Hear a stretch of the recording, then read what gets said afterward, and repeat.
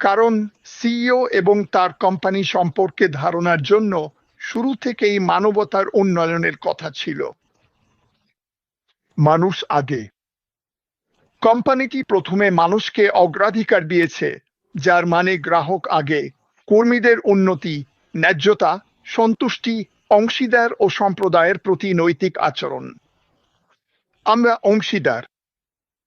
টেকসই, দীর্ঘমেয়াদী লাভ, যা বিশ্বাস ও আনুগত্যের ওপর ভিত্তি করে, এটাই স্থায়ী মুনাফা। আমরা জানি আনুগত্য অনেক বড় ব্যাপার। কেন? এই কোম্পানি ৮ বছর ধরে এই যাত্রায় আছে। কেউ এসেছে, কেউ চলে গেছে।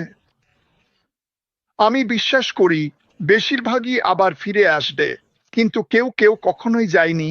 যাই হোক না কেন, এটাই আনুগত্য। আর আমি আনুগত্যের অনুপ্রেরণা পেলাম কোথা থেকে? অবশ্যই এই কোম্পানির প্রতিষ্ঠাতা সিইওর কাছ থেকেই। তিনি শুধু কথা বলেন না, কাজেও দেখান। তিনি আমাদের যা কিছু তাই বাঁচেন ও নিঃশ্বাস নেন। আর কমফোর্ট যেমন বলেছে, এটা একটা আন্দোলন, এটা একটা আদর্শ। আপনি চাইলে খুঁজে দেখতে পারেন যেসব কোম্পানি মানুষকে আগে গুরুত্ব দেয়, এবং আমি এটা খুঁজে দেখেছি, সেই সব মানুষ যারা, যেসব কোম্পানি মানুষকে আগে গুরুত্ব দেয়, তারা শক্তিশালী সম্পর্ক ও ব্র্যান্ড আনুগত্য গড়ে তোলে এবং শীর্ষ প্রতিভা আকর্ষণ করে। আমি এটা কিভাবে জানি? আমি এখনই শীর্ষ প্রতিভার মাঝে আছি, আর আমাদের সংখ্যা হাজার হাজার। আর অন্য কোনো কোম্পানিতে হলে সম্ভবত মিস্টার কলিন্সমানা বা উহো কমফোর্ট তাদের প্রাপ্য আলো পেতেন না।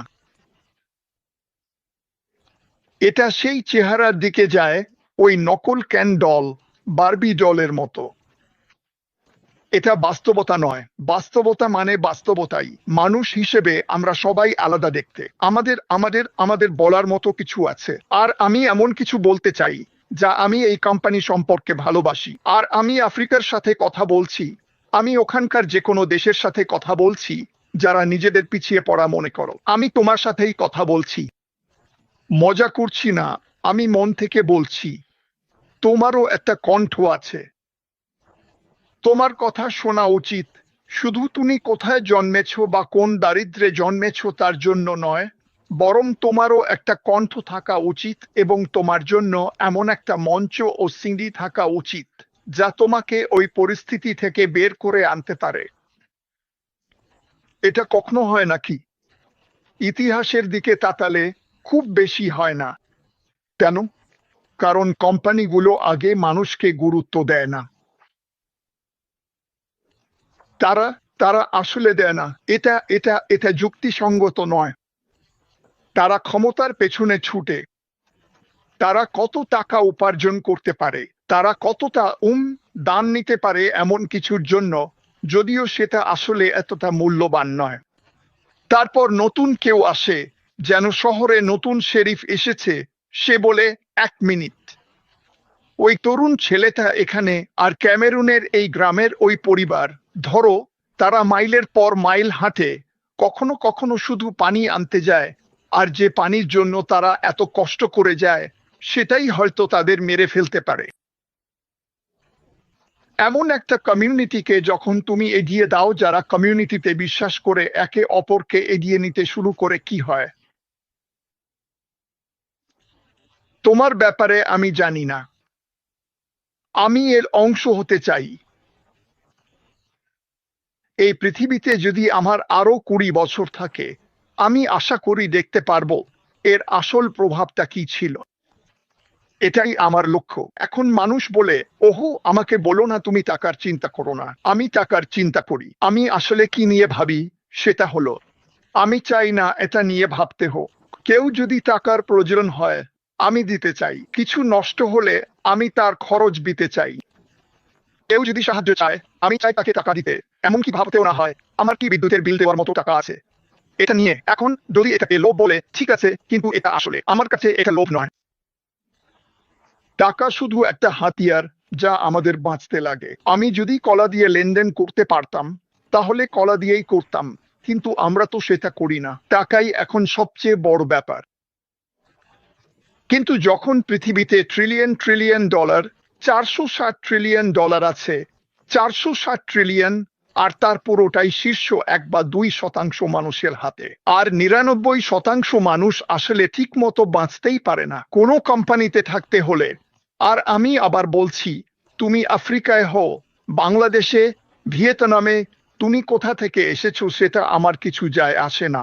এটাই তোমার সুযোগ। তুমি তুমি এখানে কারো সঙ্গে বা এই ব্যবসায় থাকা কারো সঙ্গে যোগাযোগ করো আর বলো, দেখো, আমি হয়তো ঠিক বুঝতে পারছি না তুমি কি বলছো, কিন্তু আমি এর অংশ হতে চাই।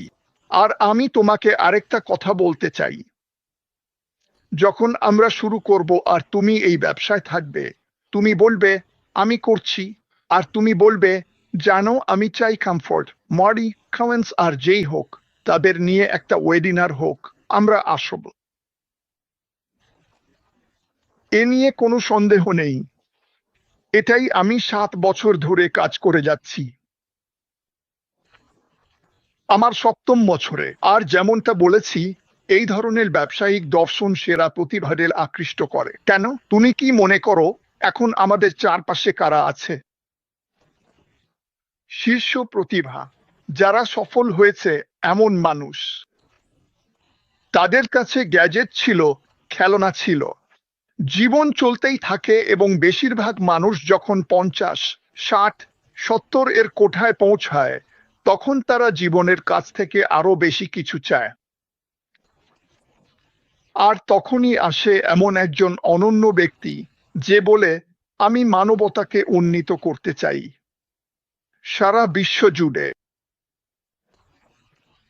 আর সে জানায় কিভাবে সে এটা করতে চায়, নিজের গল্প ও যাত্রা শোনায়।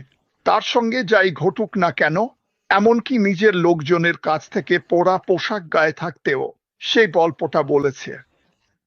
আর কি হলো? মানুষ সেটা শুনল। কোন মানুষ? শীর্ষ প্রতিভাবানরা। শীর্ষ প্রতিভাবানরা। যাই হোক, আমি শুধু আপনাকে জানাতে চেয়েছিলাম। আর যখন আপনি এটা দেখেন, তখন বলেন, হ্যাঁ, কিন্তু এটা তো আপনি মাটি। আপনি বক্তা। আমি বক্তা নই। আমি খবর দিচ্ছি।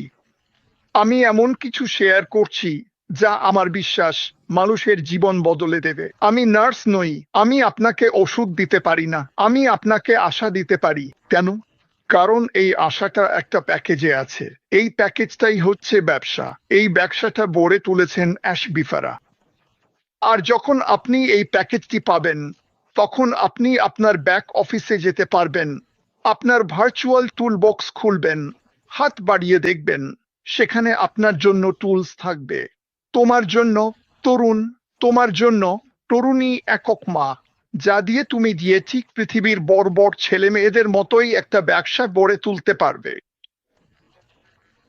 এটা আমি মনে প্রাণে বিশ্বাস করি। আর সবচেয়ে দারুণ ব্যাপারটা কি, তুমি যাদের দেখছো, তুমি একা নও। আমার এখানে থাকা লাগতো না, আমাদের কারোরই লাগতো না। আমি এখানে থাকতে চাই। আমি ইচ্ছা করেই এখানে আসতে চেয়েছি, যাতে এই অবিশ্বাস্য জিনিসটা তোমাদের সঙ্গে ভাগাভাগি করতে পারি। তোমার কাছে দারুণ কিছু থাকে আর